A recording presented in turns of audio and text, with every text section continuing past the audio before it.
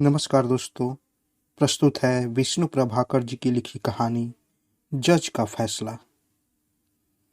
सवेरा होने पर हमारे सेकंड क्लास के डिब्बे में काफी यात्री आ गए थे।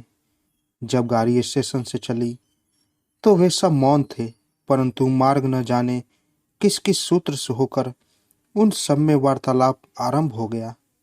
बिहटा स्टेशन पर गुजर जाने पर सहसा एक प्रौढ़ सज्जन, जिनकी सघन श्वेत भवें चमकीले नैनों पर छज्जे की तरह छा रही थी, बोले, यहाँ पर एक बार बहुत भयंकर दुर्घटना हो गई थी।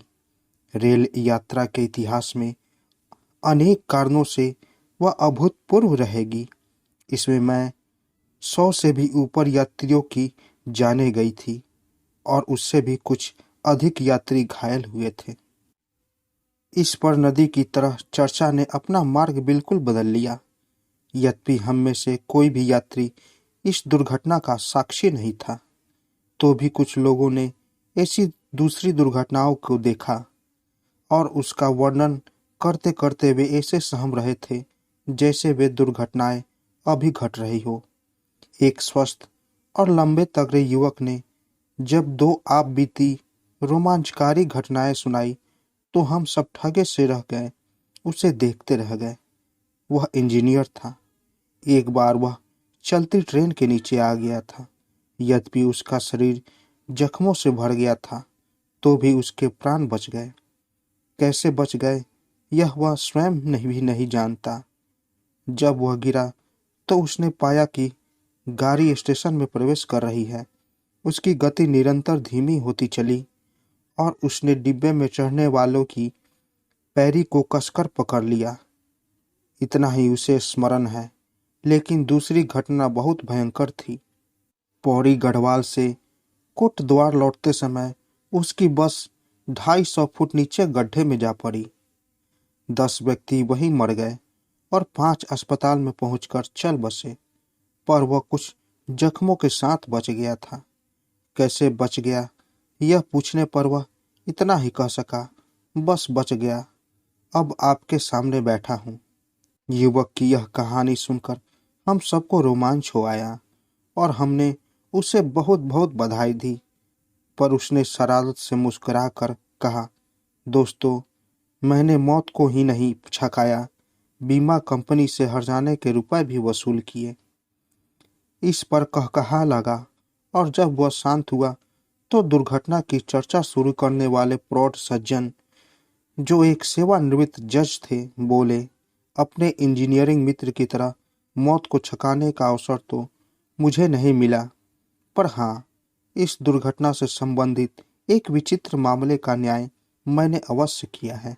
एक मित्र बोल उठे, आपका मतलब बिहटा रेल दुर्घटना से है? जी हाँ। शायद उसमें कुछ षड्यंत्रकारियों का हाथ था।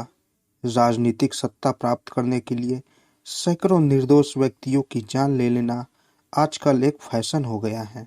जज महोदय ने निहायत गंभीरता से गर्दन हिलाकर कहा, मित्रों, उस मामले का संबंध न तो किसी प्रकार की राजनीति से है और न दुर्घटनाओं के कारणों से, तो उसका संबंध मानव चरित्र से है। इस पर इंजीनियर ने अनुमान लगाया, ऐसे अवसरों पर कुछ शरारती लोग अपना उल्लू सीधा करने से नहीं चूकते। जब भले यात्री भयातुर हो इधर उधर भागते हैं तो वे दुस्साहसी सहायता करने की बात कहकर उन्हें लूट ले जाते हैं। आप ठीक कहते हैं। तीसरे भाई ने उसका अनुमोदन किया। वे लोग घायले और मुर्दों की तक की जेब कतरने से नहीं चूकते।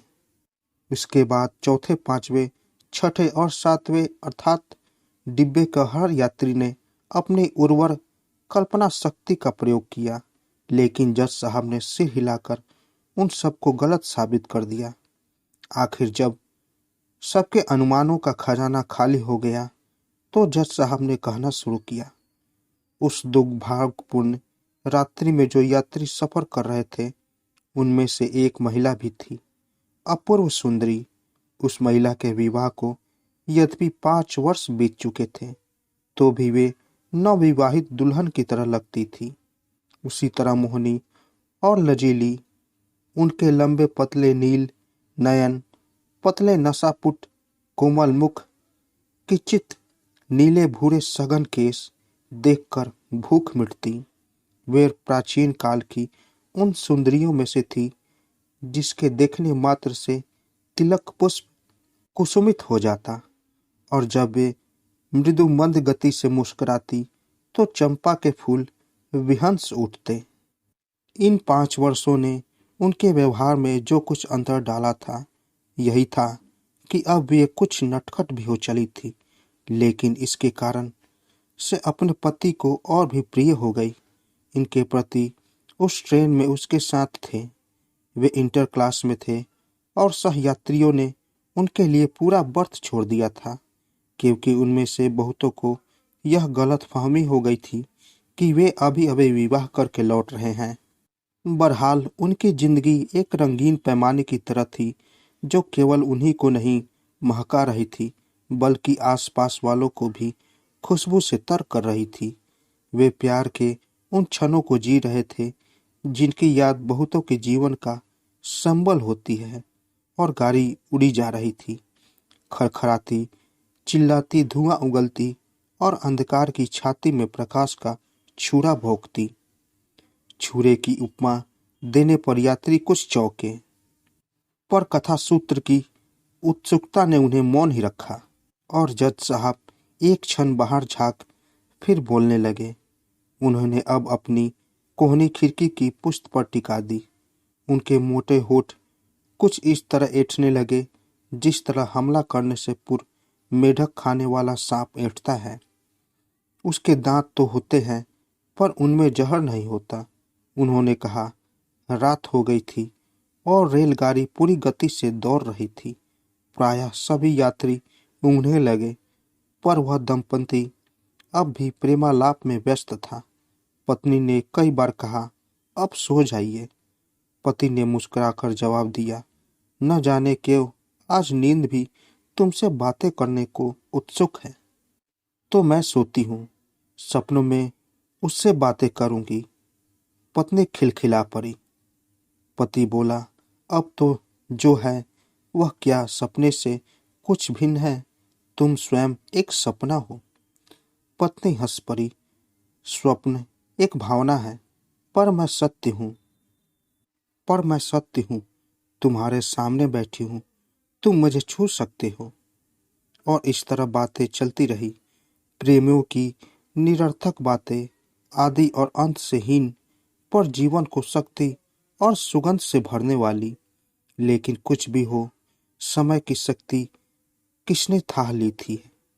आखिर उनकी पलकें भारी हो गई, परंतु वे अलसाई झुकी पलकें उन दो प्रेमियों के हृदय को और भी मादकता से भरने लगी। वे मर्मम ध्वनि में फुसफुसाने लगे। तभी अचानक एक झटका लगा। वे बुरी तरह हिलाए। गाड़ी जैसे लड़खड़ाई। सकाडू सकाडू का अनवरल उठने लगा। शब्द कहीं टकराकर भयंकर वेग से चीखा, जैसे उस क्षण समय और गति में संघर्ष छिड़ गया था। भीषण गड़गड़ाहट के साथ सब कुछ उथल पुथल होने लगा। यात्री नींद में चीखे और जागने से पूर्व गिर पड़े। देखते देखते समूचा वातावरण रौद्र अर्थनाद और मर्मभेदी कराह से भर उठा। अंधकार ने उसकी भीषणता को और भी बढ़ा दिया। उस दंपति ने गिरते गिरते अंतिम बार एक दूसरे को पुकारा और फिर उस प्रलयंकारी गड़गड़ाहट में खो गए। हम यात्रियों को लगा कि जैसे वह दुर्घटना अभी घट रही है। हमारे हृदय कराह उठे, धक धक। लेकिन सौभाग्य से तब दिन का उजाला था।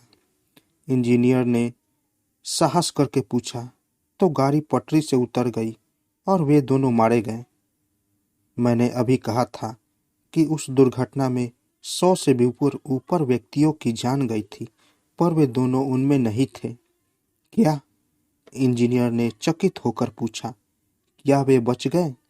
जी हाँ, वे बच गए। पति महोदय के शरीर पर अनेक घाव आए, पर सभी आश्चर्यजनक रूप से असाधारण। दूसरी ओर उनकी रूपसी पत्नी के घाव एक से बढ़कर एक। असाधारण, क्या वर्णन करूं। उनके दाहिने पैर की हड्डी टूट गई। मुख पर दाहिनी ओर सिर से लेकर टोधी तक मानो एक बड़ी दरार सी पड़ गई। इस दुर्घटना के 2 दिन बाद जब पति महोदय को उठने बैठने की आज्ञा मिली तो सबसे पहले उसने कहा, पत्नी को देखना चाहता हूँ। उसे मालूम हो चुका था कि वह जीवित है और जिले के बड़े अस्पताल में ले जाई गई, लेकिन डॉक्टर ने उसे बताया, मित्र, तुम्हें जल्दी नहीं करनी चाहिए, उनकी हालत अभी ठीक नहीं है। पति महोदय ने पूछा, वह होश में तो है? जी हाँ, अब उन्हें होश आ गया है। अंतिम वाक्य उसने बहुत धीरे से कहा। तो मुझे वहां ले चलिए, मैं उसे देखना चाहता हूँ, वह मेरी पत्नी है। जानता हूँ मित्र, डॉक्टर ने यथाशक्ति अपने को संयत रखा और कहा, यह भी जानता हूँ कि वे अच्छी हो जाएंगी, पर क्या? उसने चीख कर पूछा, क्या उसके अधिक चोट लगी है? यही समझ लीजिए, पर वे ठीक हो जाएंगी, अवश्य ठीक हो जाएंगी। यह सुनते ही उसका बांध टूट गया और वह सिसकियाने भरने लगा। डॉक्टर ने उसे हर तरह से सांत्वना दी, पर उसे शांति नहीं मिली। डॉक्टर ने अंत में कहा, अभी कई दिन उसके चेहरे पर पट्टी नहीं खुल सकती, आप देखकर क्या करेंगे? वह आंसुओं में बड़बड़ाया, डॉक्टर, मैं उसका चेहरा नहीं, उसे देखना चाहता हूँ, उसे। और वह फिर सिसकियां भरने लगा और बार बार अपनी पत्नी का नाम लेने लगा। डॉक्टर आखिर मनुष्य था, उसने कोशिश करके उसका तबादला उसी अस्पताल में करवा दिया जहां उसकी पत्नी थी। शर्त यह थी कि वह पत्नी को देख सकेगा, परंतु बोलेगा नहीं, क्योंकि उसकी पत्नी को बताया गया था कि उसका पति अभी उठने लायक नहीं है। आप कल्पना कर सकते हैं कि जब उसने अपनी घायल पत्नी को देखा होगा तो उसकी क्या दशा हुई होगी। उसका हृदय भयंकर तूफान की गति से दौड़ रहा था। वह रह रहकर बात पीड़ित रोगी की तरह कांप उठता। उसने देखा, उसकी आंखों के आगे धुआं सा उठा। पत्नी का एक पैर काट दिया गया है, पूरे सिर और मुंह पर पट्टियां बंधी है, वह देख नहीं सकती। वह धीरे धीरे उसके पास पहुंचा, बहुत धीरे धीरे। दरवाजे से उसके पलंग तक के कुछ गजों के फासले पर पूरा करने में उसे एक पूरा युग लग गया। एक युग लंबे कितने क्षण तक वह खड़ा रहा। फिर पुकारना चाहा, विमल। विमला उसकी पत्नी का नाम था, लेकिन वह पुकार नहीं सका। उसे एकाएक चक्कर आ गया और वह वहीं गिर पड़ा। शीघ्रता से उन लोगों ने उसे वहां से हटा दिया। उसकी पत्नी कुछ नहीं जानती थी, कुछ जान भी न सकी। होश में आने के बाद वह रह रह कर फुसफुसा उठती, उन्हें बुला दो, उन्हें बुला दो, वे कहाँ हैं, वे कहाँ हैं? पर उसका स्वर क्षीण था और संघर्ष प्राय गतिहीन। अगले दिन उसके पति ने, जो एक ही रात में बूढ़ा हो गया था, बड़े डॉक्टर से पूछा, क्या मेरी पत्नी ठीक हो जाएगी? मुझे साफ साफ बता दीजिए। डॉक्टर ने आकंठ सहानुभूति भरकर कहा, मिस्टर, आपकी पत्नी के प्राण तो बच जाएंगे, पर मुझे दुख है, उसका एक पैर, एक आंख दोनों जाते रहें। मुंह भी कुछ टेढ़ा हो जाएगा, मुंह भी कुछ टेढ़ा हो जाएगा। वह फुसफुसाया, मुझे बहुत अफसोस है मिस्टर, बहुत अफसोस है। 4 दिन पूर्व आपकी पत्नी अपूर्व सुंदरी रही होगी, पर अब आपको सब्र करना चाहिए। और डॉक्टर चला गया।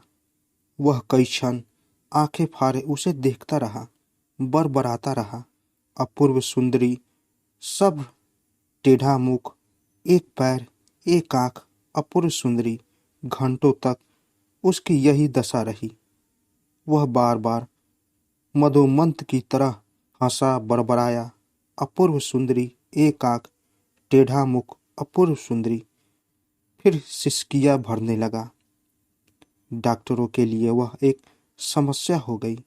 उन्होंने सलाह करके उसे अस्पताल से मुक्त करने का निश्चय किया और जब बड़े डॉक्टर यह निश्चय सुनाने के लिए उसके पास पहुंचे तो उनके अचरज का ठिकाना नहीं रहा।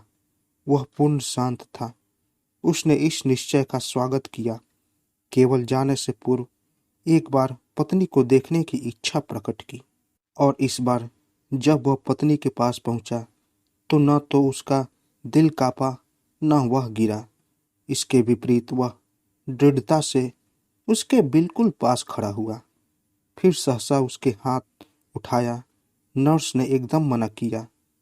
वह रुक गया, पर दूसरे ही क्षण उसने फिर हाथ उठाया, फिर गिरा लिया। पर तीसरी बार उसने दोनों हाथ उठाए। नर्स ने तीव्रता से रुकने का इशारा किया, पर इस बार वह नहीं रुका, बल्कि तेजी से आगे झपटा और उसके दोनों हाथ घायल पत्नी के गले पर जम गए। क्षण भर में उस कमरे की दुनिया पलट गई। नर्सों का पागलों की तरह भय से चिल्लाते हुए भागना, उसका दांत भींचकर शैतानी शक्ति से गला दबोचना, पत्नी की भयानक चीख और उसके बाद उसने मृत पत्नी की एक सुदीर्घ क्षण तक चुंबन किया और फिर पसीने से तरहापते हुए अस्पताल के अधिकारियों और कर्मचारियों की भीड़ से कहा, मैं अब कहीं भी चलने को तैयार हूँ। यहाँ आकर जज महोदय मौन हो गए। उनका भारी मुख आंसुओं और पसीने से तर था, पर हम सब जैसे एक दुस्वप्न से जागे हो। हमारे हृदय आतंक से धड़क रहे थे और गाड़ी स्टेशन में प्रवेश कर रही थी। इस बार गाड़ी स्टेशन में प्रवेश कर रही थी। इस बार भी इंजीनियर ने साहस किया। एक सुदीर्घ निश्वास छोड़कर उसने कहा, तो यह मामला था जिसका आपको फैसला करना पड़ा। जी हाँ, जज ने शीघ्रता से उठते हुए कहा। उन्हें वही उतरना था। एक सज्जन जो अपेक्षाकृत युवक थे और उनकी आंखें आंसुओं से भरी थी, बोले, निसंदेह आपने उसे मुक्त कर दिया होगा, क्योंकि वह। परंतु वह आगे नहीं बोल सका। उसका कंठ अवरुद्ध हो गया। जज ने उसे देखा और कहा, अगर आप उस मुकदमे में जुरी होते तो क्या करते? निसंदेह छोड़ देते। हम एक साथ बोल उठे। जज के मुख पर एक विचित्र मुस्कुराहट फैल गई। वे बोले, उस दिन की जूरी ने भी यही कहा था, पर मित्रों, मैं उसके साथ अन्याय नहीं कर सका। मैं जानता हूँ मैंने बहुत से मुकदमों में अन्याय किया है, पर इस फैसले पर मुझे सदा गर्व रहेगा। मैंने उसे फांसी की सजा दी थी। फांसी। हम सब चीख उठे। नीचे उतरते हुए जज ने इतना और कहा, उसे जीवित रखना उसकी पवित्र भावना का अपमान होता। और फिर वे मुसाफिरी कोई भीड़ में खो गए। तो दोस्तों, कैसी लगी कहानी? अगर आप लोगों को कहानी अच्छी लगी हो तो मेरे चैनल को ज़रूर सब्सक्राइब करें और साथ ही साथ बेल आइकन को भी ज़रूर दबाएं, ताकि मेरी कहानी सबसे पहले आप तक पहुंचे। तो दोस्तों, मिलते हैं एक नई कहानी के साथ एक नए वीडियो में। तब तक के लिए नमस्कार।